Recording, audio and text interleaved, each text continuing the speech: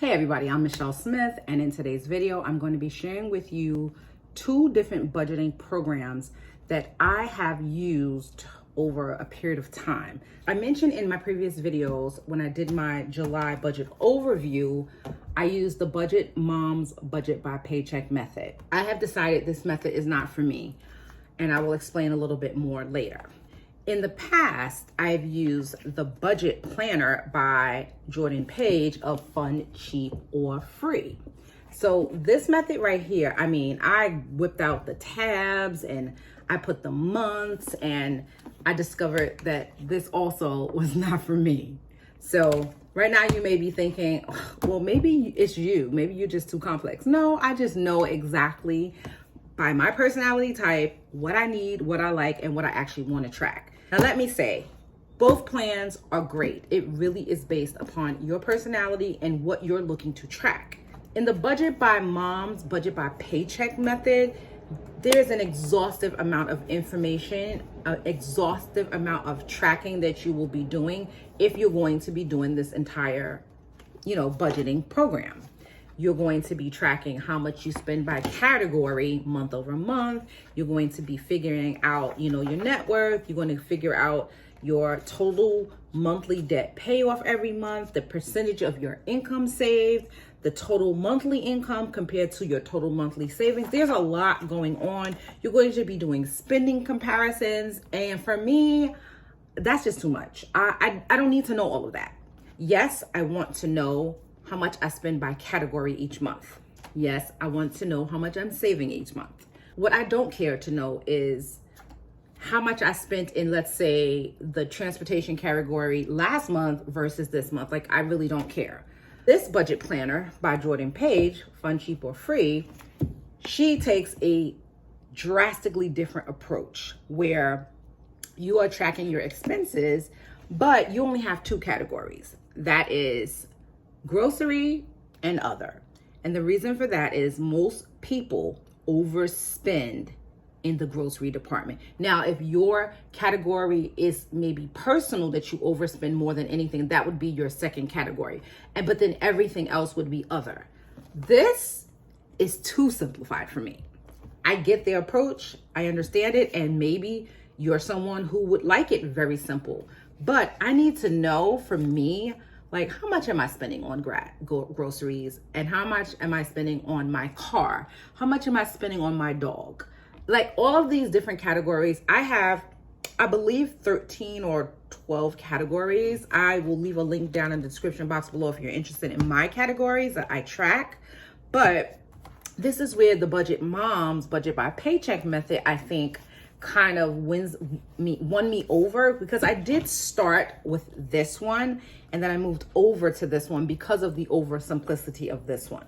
There are also other things about the budget planner, this one by Jordan Page, and I'll give you an overview shortly, but I just want to kind of talk through it first. Okay, so there's a section for goals. The Budget Moms Paycheck method, being that this is the box set, your goals are not in your individual months, but there's a separate booklet that you would track your goals. So they both track goals, they both track debt. What I do like about the debt tracker in Jordan Page's binder is everything it's laid out nicer for me. I like seeing the way it's laid out. So you'll have debt 1, 2, 3, 4, 5, 6, 7, 8, however many debts. Hopefully you don't have more than 8. Sad part is, I believe I did. I had up to 8 at one point. I don't have that many now. However, you have your short-term goal, your 1-year financial goal, your 5-year financial goal. Same sort of deal with the Budget by Paycheck method, but if you have the box set, it's in a different booklet. I think that if you have the full binder of the Budget by Paycheck method, then everything's in the one book. I'm pretty sure. Anyway, back to this. So, okay, you have your goals. Now, what's interesting about this budget method is it's not just money goals. You have health and fitness goals, spiritual and philanthropic goals, recreational goals, miscellaneous goals, home organizational goals, professional goals, educational goals, and of course, financial goals. So all of that is on one sheet of paper. And that's very interesting that all of the goals basically for your whole life are in this binder.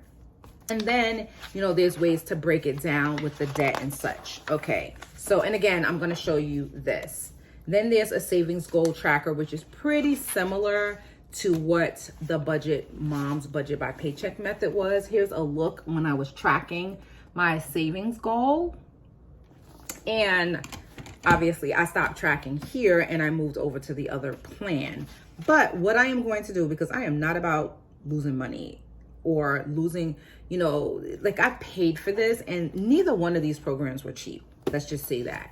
But I'm going to go back to using this one short term, but I'm going to modify it for myself until it's used up, because I did finally find the budget program that I'm going to follow that I think is best for me and my personality type. This is Jordan Page's her budgeting program. I'm so sorry. I have got to turn off my son's feeding pump. I'll be right back, but of course I'm not going to make you wait. Okay, so as I mentioned earlier, there's only really two main budget categories. The grocery, your main budget, whatever yours is. For me, it was grocery and other. And you have these envelopes for each month of the year where you would pick, you know, you would determine your main budget minus grocery, the amount, and you would do the same thing for other budget. And then it's broke down in a weekly fashion. You can actually see like how much you should allocate towards each week. So in this case, I had like a weird budget of $218.12 for my grocery and then $160 for my other.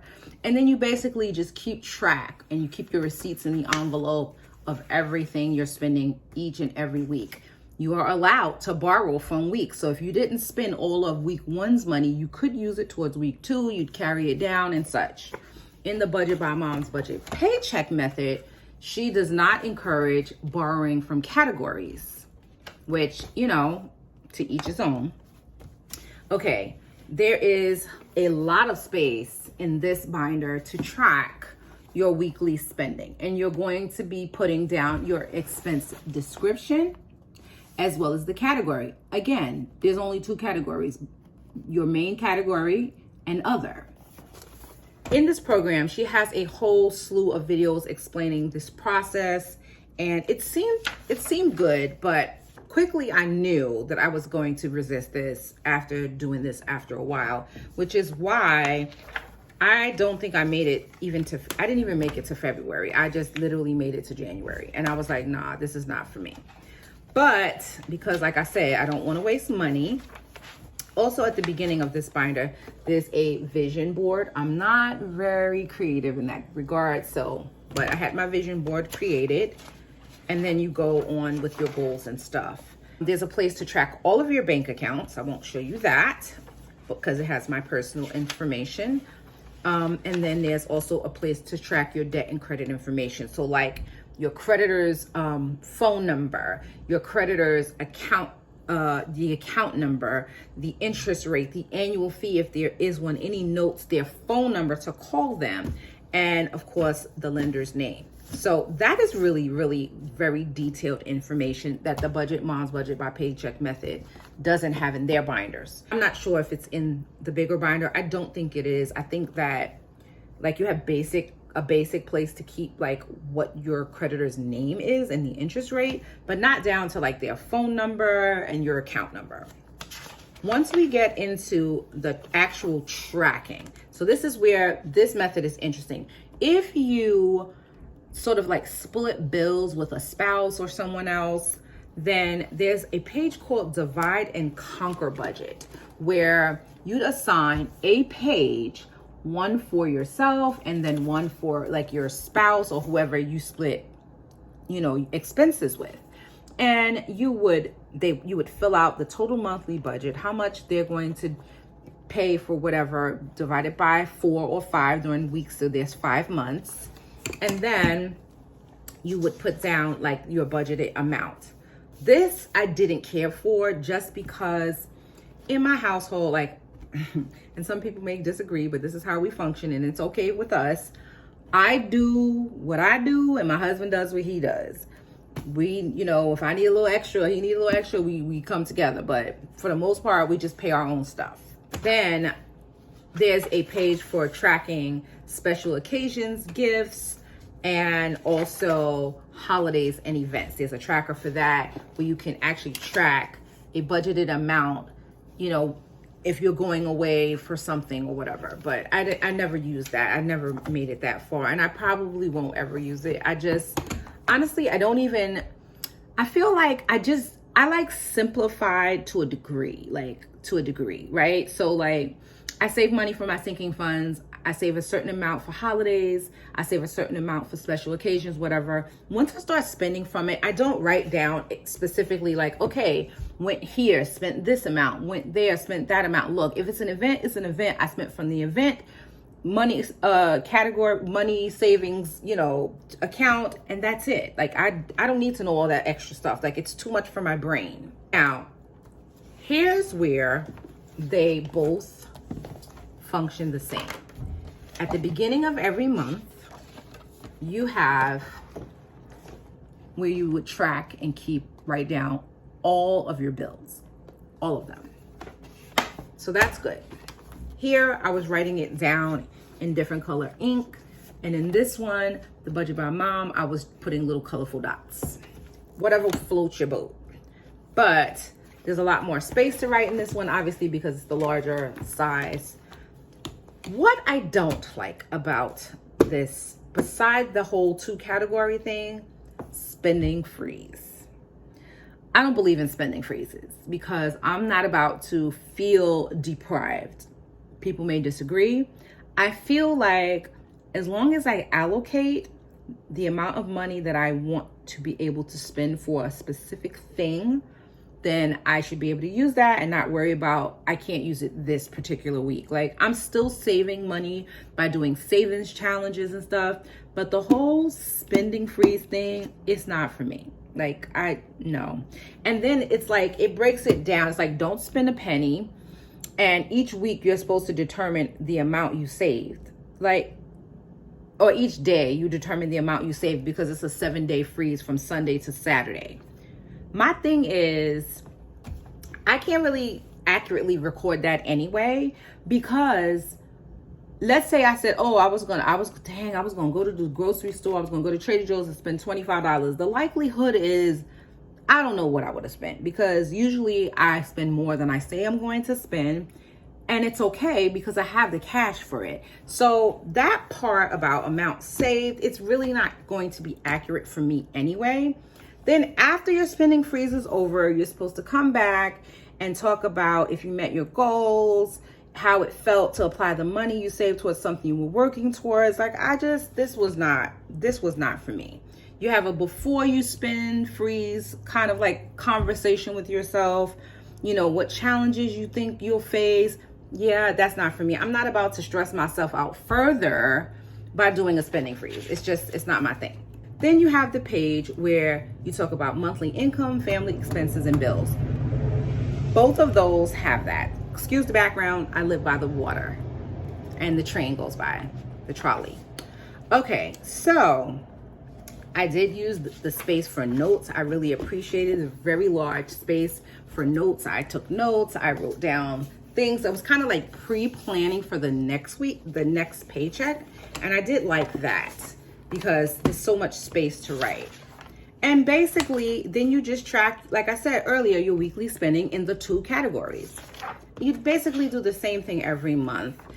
At the end of every week, however, after you've done all your spending, you're now going to have a weekly weigh-in. It's really a conversation with yourself. It's not like the budget mom's method where she does have like a little blurb where you can kind of like track money thoughts at the bottom of every time you have a paycheck bill tracker when you're going through that, when you know your income and stuff. And I very rarely use the money thoughts either, just because like I just didn't feel the need to. The weekly weigh-in, however, this is interesting. This may be something that you might want to do.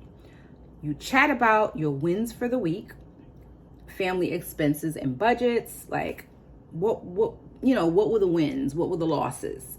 how person A's budget went and how person B's budget went. Remember earlier I said this is set up in a way that you can kind of like dual budget with your partner or your spouse. Okay. That, like I said, that wasn't useful for me. Upcoming expenses to take note of, like you kind of pre-planning, right? I didn't find the need really to use it. I used it, but the thing is I planned those things in my actual life planner, so I didn't really need to do it twice. So that I didn't need, but this might be something you want. Ways to improve the following week. Again, reflection, self-talk. I'm kind of really in touch with exactly what's going on when I'm spending. I know exactly what's happening in real time. I don't feel the need to reflect on it because I know, like, listen, you spent way too much money on groceries, or this week you was eating out too much. I don't feel the need to actually know exactly how much because, again, I am using the cash envelope system. So because I'm using the cash envelope system, it doesn't matter if I took money from another category, as long as I'm staying within my budget and using the cash and not using credit. That is what is important to me. Knowing that I am not using credit and I'm staying within the amount of income that I bring in and that I am allocating enough money towards savings. Now that may be an overly simplified view of managing money for you, but you know, our personalities are different. I know exactly what I want to track and I know what I don't. Okay, then you have like a place for like motivation. Didn't really care for that. You know, that's something if you're interested in. And then you start the next month over and so on and so on with the spending freeze, the self-motivating talks, tracking 2 categories. This was just very overly simplified for me and also requiring a little bit more information that I was willing to like sit through. That's why this didn't work for me. The Budget by Mom's Budget by Paycheck method, I think, is a little overcomplicated. And so I was looking for something sort of in between the two and I found it.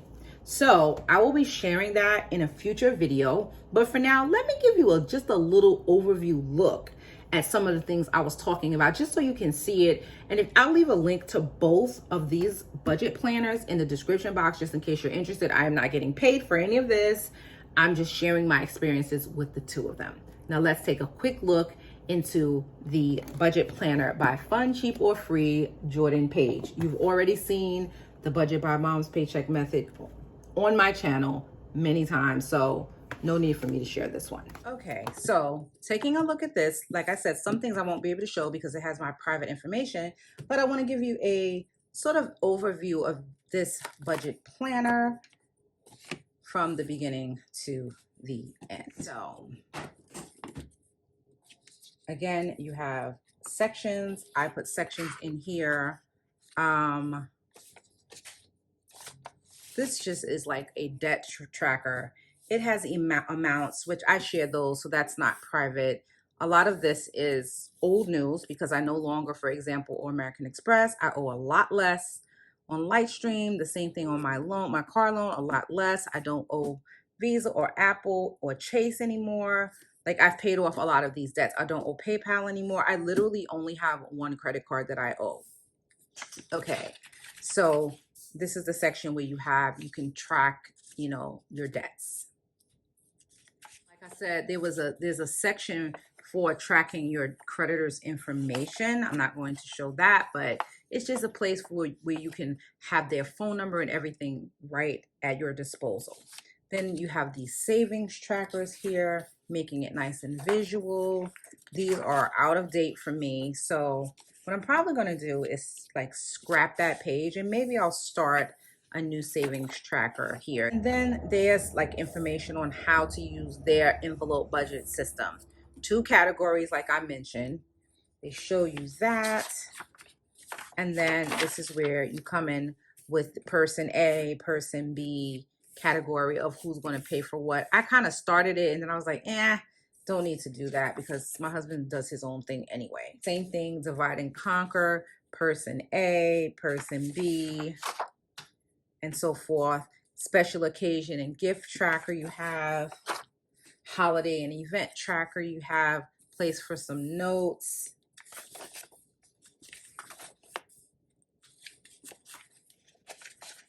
more holiday and events, more notes. I took notes. And I started this in December, I believe, of 2020 or maybe 2019. I think maybe 2020. I started in December. So I tried. I really did. I really did try this method out. I did like tracking expenses, the weekly spending thing. I tried. I think I lasted 2 months. Yes, it was. I just started in 2020, December 2020. I started it. Did the note thing. Started trying to track the spending, and I did the weekly weigh-in. I just felt like with all the time that I have at my disposal, that I need to do so many other things, this is not one of them. Like I need my time to do other things that are more important to me. So yeah, this just didn't, that wasn't working out for me. All right, so, and then basically, you go through your weekly spending, tracking your expenses again, and then you do it all over again. At the end of the month, you have your weekly spending freeze. Where's that page? At the beginning, I guess it really depends on when you want to do it. It says consider a 1 week spending freeze this month. It doesn't really matter what week it is, but they do put it right after the month at a glance page where you have all your bills and stuff. So consider that weekly spending freeze thing, and then everything kind of like starts all over again. And I have every month, I have a tab for every single month of the year. Because this is undated, you can, just continue, or you can start whenever. I am going to pick this up in August because, like I said, I even dated it August 2022. And I want to just do, I'm not going to, like I said, I'm not going to do the spending freeze. Let's see. I'm just going to go through my monthly income. I'm just going to scratch the pages that I'm not going to do. Like I said, this is temporary. I just want to use up August through December. And then in January of 2023, I'm going to start my brand new budgeting system. Like, this is enough to kind of get me through. But once I start my planner for 2023, I'm going to start the new program. That is it for the comparison between these two very popular budgeting systems. Which one of these fits your personality more? Let me know. Okay, thanks for watching, and I hope you give this video a thumbs up, and I'll catch you in the next one. It won't be the sharing of my new, budget program yet, because I'm not starting until 2023 and it's only July. But what I will do is I'll start making videos showing how I use this one and how I'm modifying it for myself. Anyway, enough talk. Thanks for watching. God bless you.